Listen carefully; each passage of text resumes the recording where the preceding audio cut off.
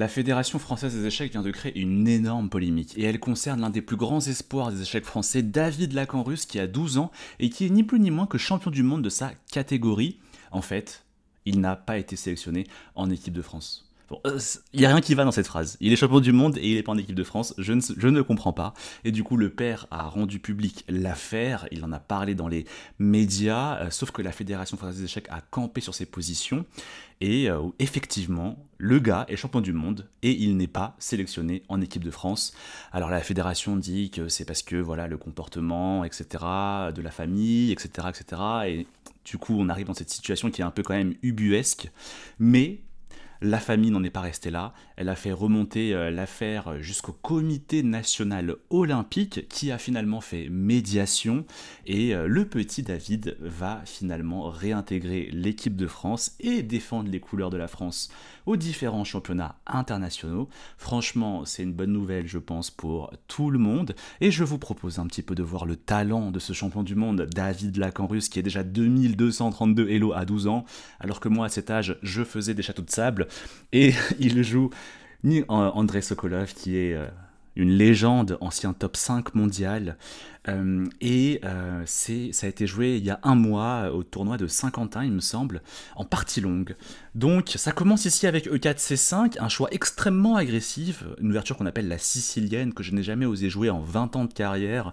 Et bon, ça développe un petit peu les pièces, etc. Vous voyez, E5, prise d'espace par le grand maître Sokolov, attaque le cavalier, cavalier G4. Attaque ici deux fois, le pion E5 qui est défendu qu'une seule fois, et c'est là que ça commence un petit peu à être intéressant d'un point de vue stratégique. Fou prend C6.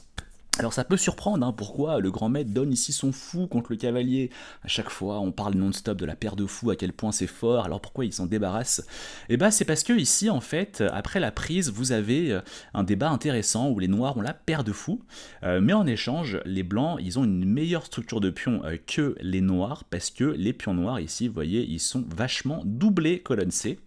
Et alors ça peut aussi surprendre, hein, pourquoi David a pris de l'intérieur vers l'extérieur, alors qu'en général on conseille plutôt de prendre de l'intérieur vers... je me perds là, de l'extérieur vers l'intérieur. C'est parce que, bon, certes c'est pas terrible, parce qu'il y a un pion qui s'éloigne du centre, mais en échange il ouvre la diagonale de son fou, et ça c'est quand même pas mal du tout. Ça continue ici avec Dame 2, ok, fou G7, ça développe les pièces, H6, le grand maître qui chasse le cavalier de David, et cavalier E4, B6, hein, parce que le pion était attaqué, et cavalier F6, le coup de massue. Coup de massue, enfin petit coup de massue de petit marteau quoi, parce que en réalité c'est extrêmement théorique, on reste dans quelque chose qui est connu, donc je pense qu'à ce moment-là les deux joueurs n'étaient pas spécialement surpris. En fait ça a l'air un peu choquant parce que le cavalier il est en prise, mais en fait si vous le prenez, il reprend, échec à la découverte et après on récupère le fou en G7. Donc du coup, bah, il a pris, c'est théorique, hein, David, et il joue roi F8, parce qu'en fait, il va finir quand même par... si Sokolov récupère la pièce, David lui récupère le pion, et finalement ça va. Petit roc ici, tour E8, il met la tour au centre, dame C4, cavalier F5. Bon, là en fait, c'est encore un petit peu difficile de savoir qu'est-ce qu'il en est de ce champion du monde David Lacanrus, parce que les deux joueurs récitent un petit peu leur préparation, donc on ne peut pas vraiment encore jauger leur niveau.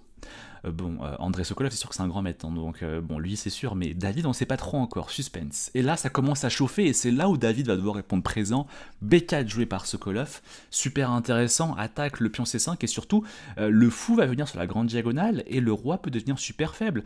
Et comme David Lacanrus n'a plus son fou de case noire, il peut très facilement, vous voyez, se prendre des fous B2, dame C3, dame H8, échec et mat, ça devient chaud. Dame F6, bien joué par David, qui contrôle la case B2, donc ça empêche fou B2, mais ça commence vraiment à chauffer, et c'est là où ça devient incroyable. B prend C5, joué par Sokolov, c'est magnifique. C'est magnifique, incroyable, parce que la tour elle est en l'air, donc on se dit on pourrait juste la manger, mais est-ce que là vous voyez le coup incroyable que Sokolov, le grand maître ancien top 5 mondial, a prévu? Peut-être mettez sur pause hein, si vous voulez trouver ce coup, le coup incroyable, c'est Dame B3. Waouh! Et en fait, si fou B2 arrive au prochain coup, récupère la dame noire. Si la dame s'en va, il y a quand même fou B2 et on va récupérer la dame. Et si le roi s'en va, il y a quand même fou B2 et la dame elle est enfermée. C'est une tactique qui est hyper atypique et bravo à Sokolov de l'avoir trouvé. Donc bon, bah du coup, David, qui est quand même champion du monde, hein, il tombe pas dans le piège, il joue fou E6, attaque la dame C4, dame C3, et c'est là où, prise, et c'est là où on se dit, bon, cette partie va probablement se diriger vers le match nul, parce que bah il y a les fous de couleurs opposées, vous voyez, c'est quand même vachement solide de chaque côté, et vous savez qu'en finale, on dit souvent que les fous de couleurs opposées, ça a tendance à favoriser les matchs nuls. Donc là, ça continue un petit peu comme ça, les deux joueurs qui développent un petit peu leurs pièces, etc.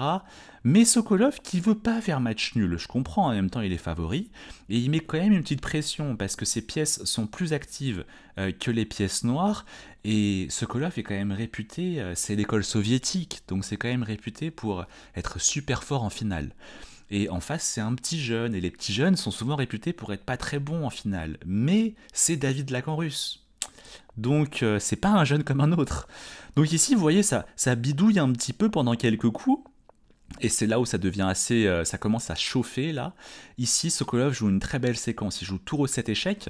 Donc le roi peut pas venir là parce qu'il y aurait découverte et perte d'une pièce. Donc il fait roi F8, David, et là, tour C7. Et en fait, le pion C6, ici, il est en prise. Et si jamais, en fait, David le défend, par exemple, avec un coup comme tour A6, le problème, c'est que le roi peut très vite commencer à monter. Ça peut devenir un peu dangereux. Et s'il défend avec le fou, le problème, c'est tour C8, échec et mat.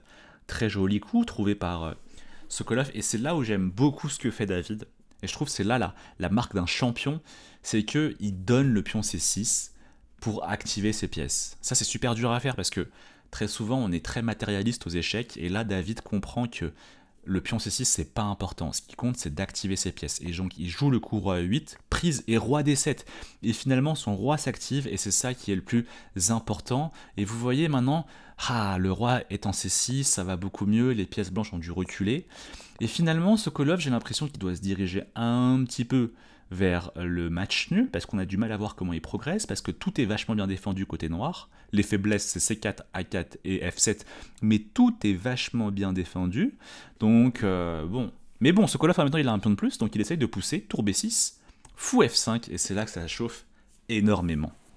Fou F5, David attaque le pion C2, Sokolov joue ici roi F4, prépare la poussée G4, David prend en C2, G4, prise, et en fait le problème c'est que là il y a la création d'un pion passé éloigné, et c'est un gros atout en finale. Et donc là on se dit ok, Sokolov a réussi à trouver quelque chose, et on a l'impression que l'expérience du grand maître va finir par parler, mais là magnifique séquence de David, tour E8. Est-ce que vous comprenez l'idée de tour E8? C'est magnifique. En fait, il veut jouer tour E4 et ensuite tour H4. Et comme ça, il va placer la tour derrière le pion passé. Et c'est la bonne pratique à faire. Les tours, en finale, elles sont super importantes. Elles sont souvent très fortes derrière les pions passés. Et donc ici, tour B5, il recule. H6, échec, le roi doit rester au contact du fou pour le défendre, et tour H4 et tour H1. Et vous voyez, là c'est magnifique, parce que du coup la tour est derrière le pion passé, donc elle empêche le pion d'avancer, et en même temps elle a beaucoup de rangées pour garder quand même également un rôle offensif. Magnifique séquence jouée de la part là, de David.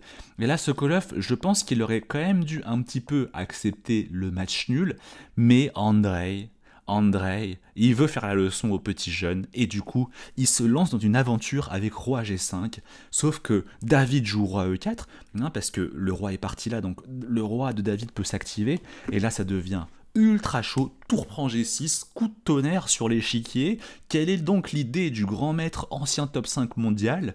En fait, si je prends ici en E3, bon bah tour D6, et puis ce pion passé éloigné va quand même faire la différence, à l'aide du roi et de la tour, et du coup, bah David prend ici en G6, et on se dit, bon bah qu'est-ce qu'a vu Sokolov, parce qu'a priori le fou est attaqué, peut-être qu'il peut jouer fou D4, finalement il défend tout, et en fait avec le roi qui va manger le G6, bah après le pion, le roi et le fou, bah probablement le pion peut aller à dame. Et donc c'est probablement ce qu'a vu ici Sokolov, mais là peut-être qu'il n'avait plus de temps, et Sokolov qui joue fou C5, énorme gaffe, tour H5 de David, et en fait le roi est en échec, il doit manger le pion, on mange ici en C5, H7, mais on rend la tour contre le pion, Et ensuite, David qui va aller récupérer tous les pions de Sokolov et qui finit par gagner la partie. Je suis choqué. Victoire. À 12 ans, il a battu un grand maître. Moi, à 12 ans, je ne battais pas des grands maîtres, je ne sais pas vous, mais bravo à David. Et bravo pour sa réintégration dans l'équipe de France. J'espère qu'il défendra vachement bien les couleurs de la France au prochain championnat internationaux. Et puis, si vous voulez d'autres vidéos, il y en a là, ou là. Et sinon, j'ai aussi ma newsletter et mon club en description. On se retrouve bientôt pour de nouvelles vidéos. Ciao, ciao.